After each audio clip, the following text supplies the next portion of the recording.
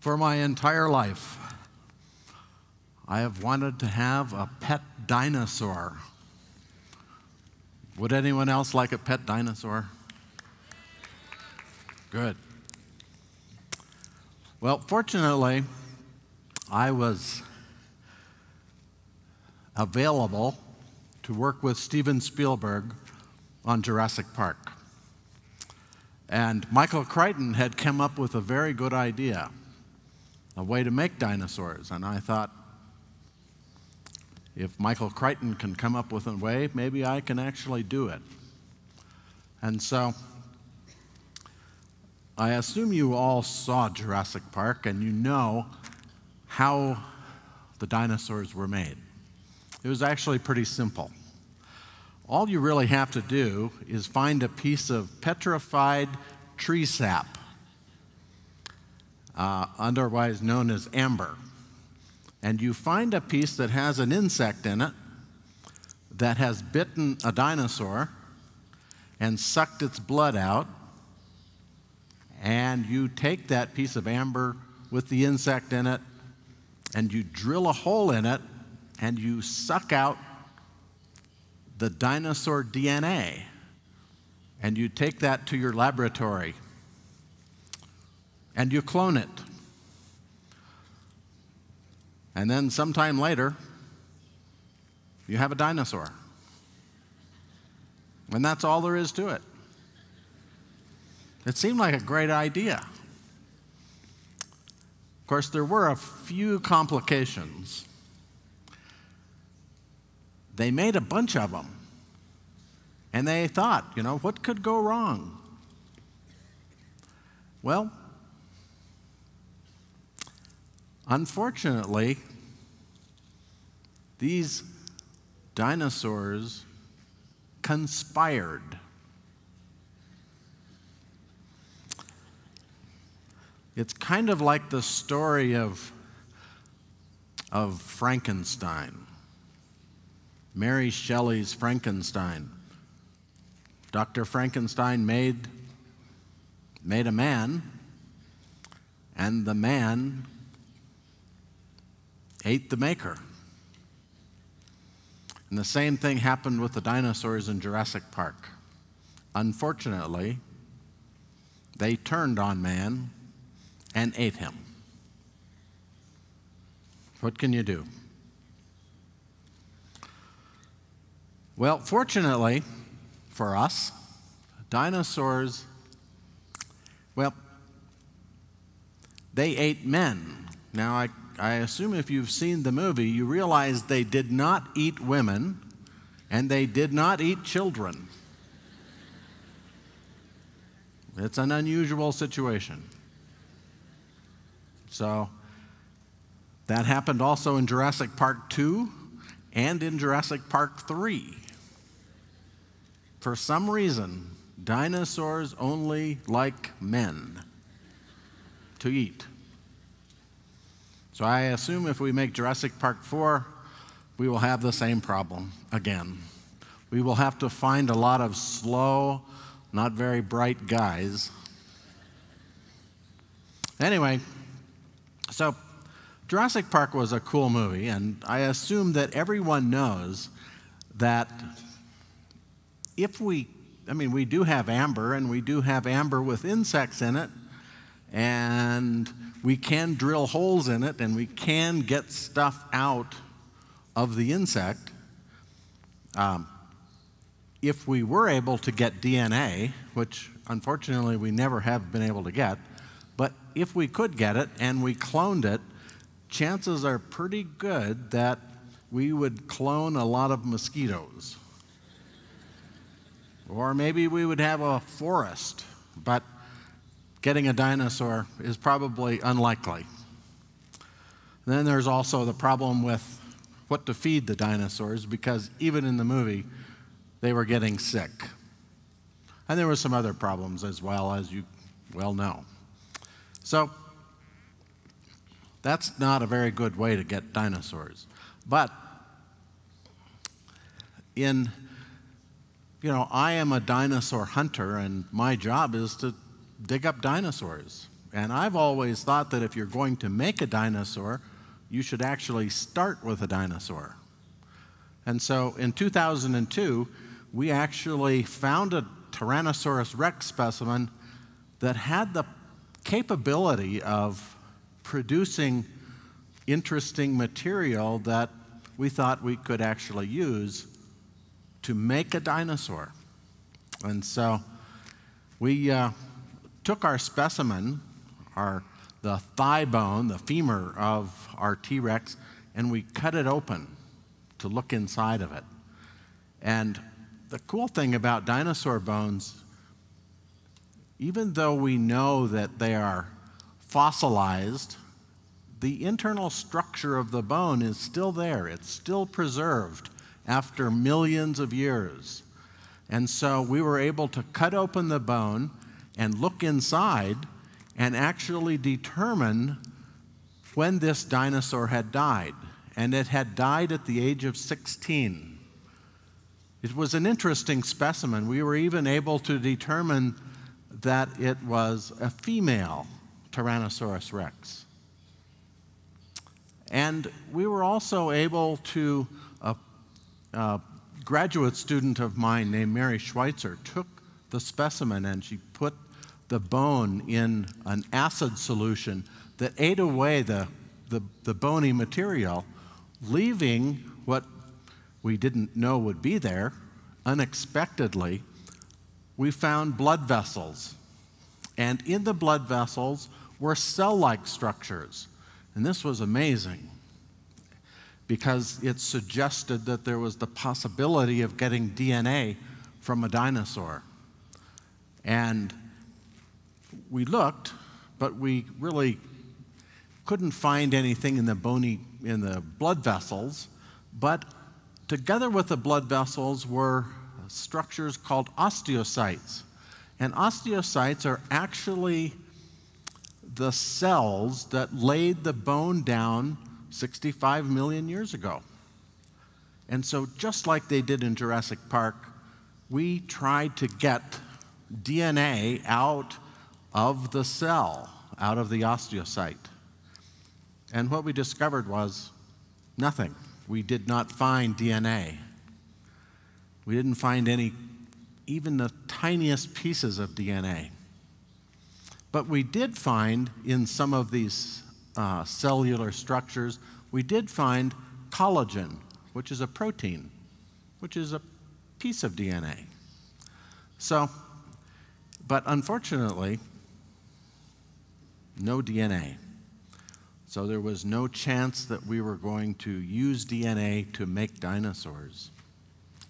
So what we have to do if we want to make a dinosaur is we have to get beyond Jurassic Park and beyond the soft tissues and the proteins that we have found and do it a different way. And fortunately, we have a different way because fortunately, birds are living dinosaurs. Birds are actually dinosaurs, and you may have learned that dinosaurs are reptiles, and that is true.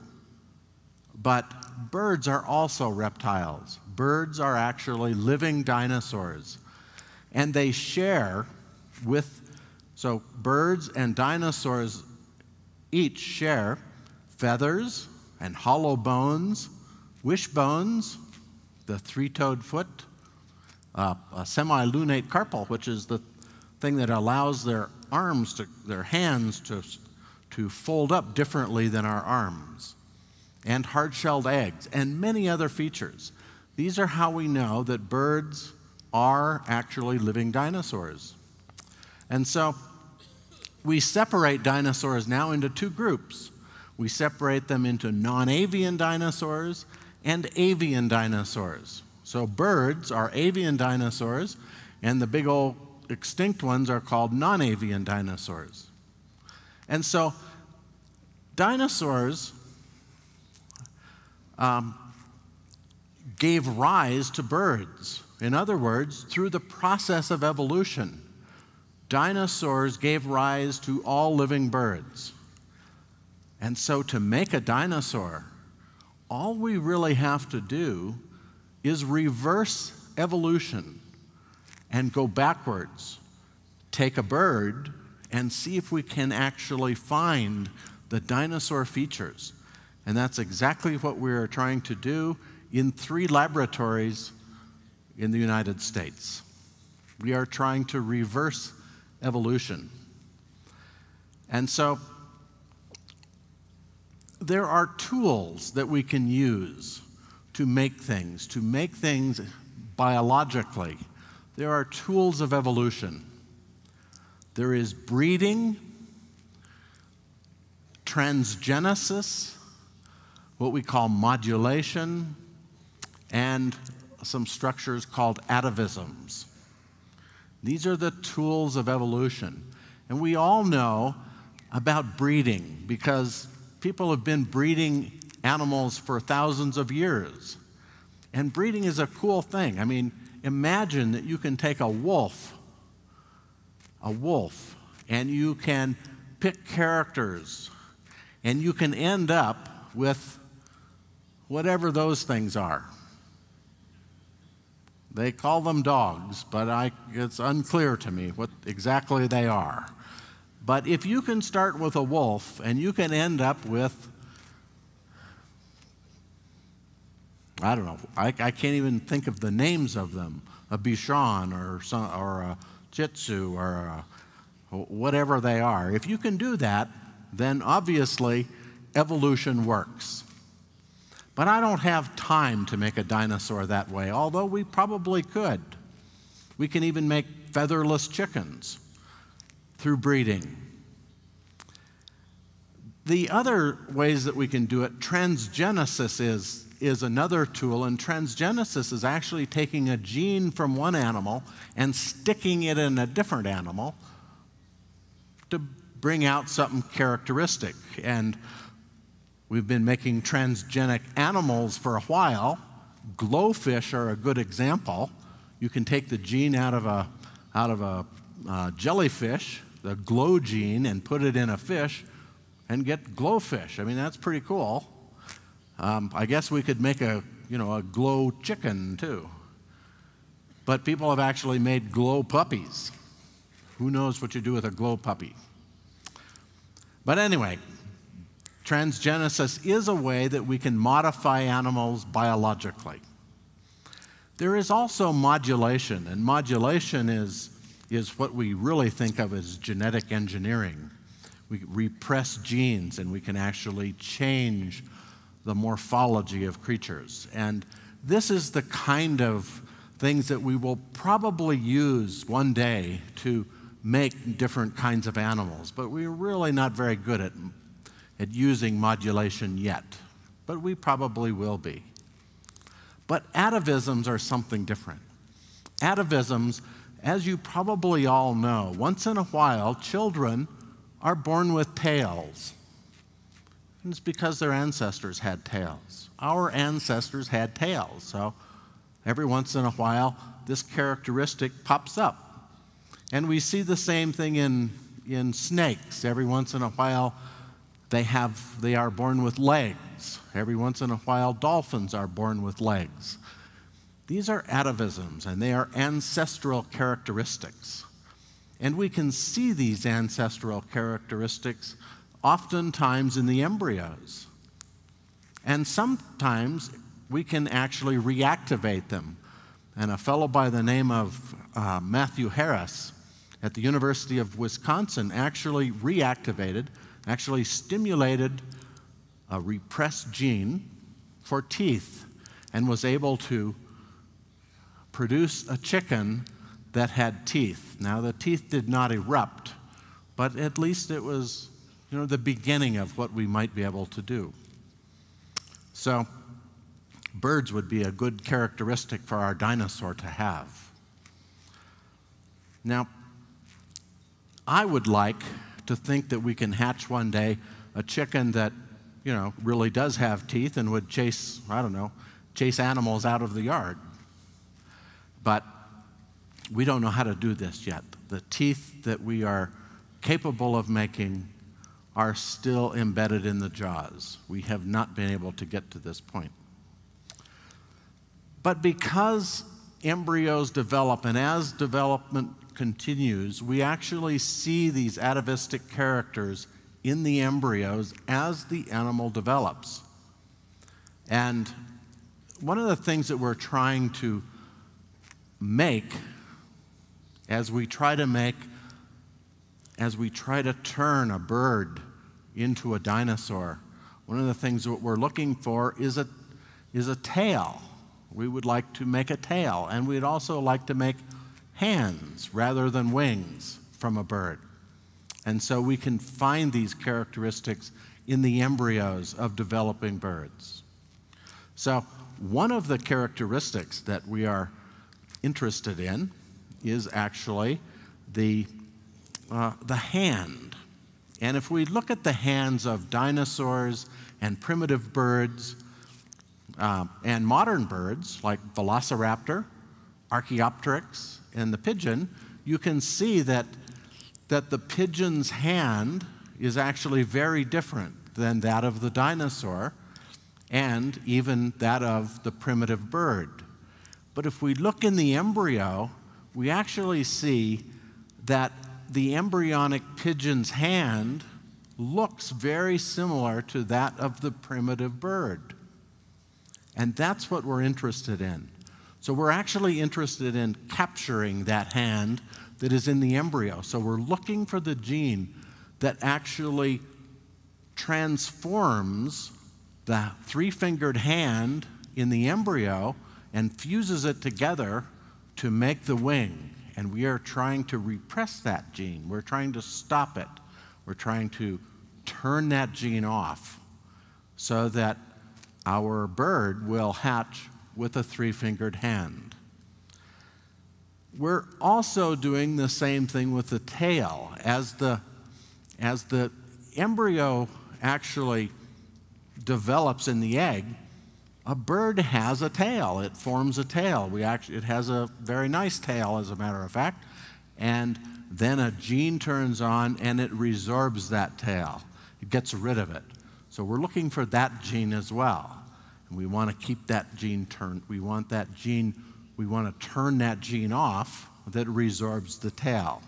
So those two genes plus the tooth gene would make a pretty interesting animal, because we could go from having a chicken to something more like a dinosaur. So with a long tail and with hands instead of wings, it at least would look more like a dinosaur.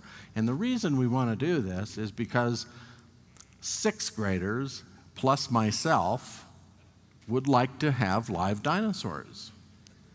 Now, there is, as you all know, the problem of what could go wrong. Well, I don't know. It's a chickenosaurus. I mean, look at it. I mean, it doesn't look dangerous. It looks like a chicken. And in fact, that's what it is. And in fact, if you mate a chickenosaurus with a chicken, you're going to get a chicken. And the nice thing about chickens is that they eat chicken feed, not people. So theoretically, and of course this is what they said in Jurassic Park as well, as you know, theoretically, I don't think anything could go wrong. But I think it's good that we keep it at the chicken size rather than big. Sixth graders would like to have big dinosaurs, and I keep telling them that's not a good idea. Chickenosaurus should be small. But it's a cool project. And this is, in fact, what we're trying to do. But in the future, using modulation, I think we will actually be able to make a living, breathing dinosaur that looks like a living, breathing dinosaur. And of course, well, they will probably eat us. Thank you very much.